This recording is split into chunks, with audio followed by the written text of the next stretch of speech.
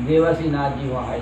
देवर्षि नाथ जी तुमको शैलपुत्री को देखा तो तुम्हारे पिता हिमांचल ने देवर्षि को अर्धपदम आसन देकर सम्मान से बिठाया और कहा, हे मुनिवर, आज आपने यहाँ तक आने का कष्ट कैसे किया है?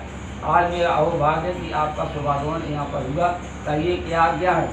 तब नारद जी बोले, हे गिरिराज, मैं विष्णु का भेजा हुआ आया हूँ, तुम मेरी बात सुनो।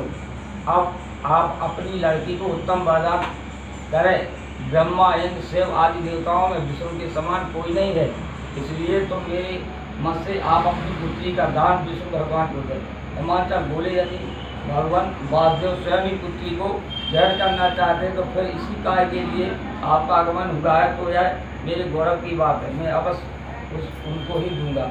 हिमांचल की यह कथा सुनते ही देवर्षि नाथ जी आकाश में अंतर्ध्यान हो गए और शंख चक्र गदा पद्म एवं पीताम्बरधारी विष्णु के पास जा पहुंचे। नारद जी ने हाथ जोड़कर विष्णु से कहा, हे गुरु, आपके बाद कार्य निश्चित हो गया। यह हिमांचल ने प्रसन्नता पूर्वक कहा कि हे पुत्री, मैंने तुमको गणध्वज भगवान विष्णु को अर्पण कर दिया है। पिता की बातों को सुनते ही पार्वती जी अपने सहेली के घर गई और पृथ्वी पर गिरकर अत्यंत दुखित होकर विलाप करने लगी। उनको विलाप करते हुए देखकर सखी बोली, हे देवी, तुम किस कारण से दुख पाती हो, मुझे बताइए, मैं अवश्य तुम्हारी इच्छा पूर्ण करूँगी। तब पार्वती बोली कि हे सखी, तुम सुन मेरी जो मन की अभिलाषा है, अब मैं सुनाती।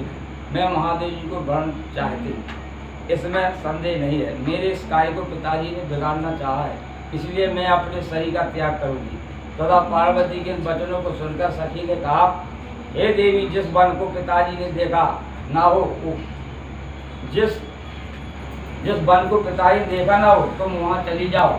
तब हे देवी पार्वती जी, तुम उस अपनी सखी का यह वचन सुनकर ऐसे वन को चली गई।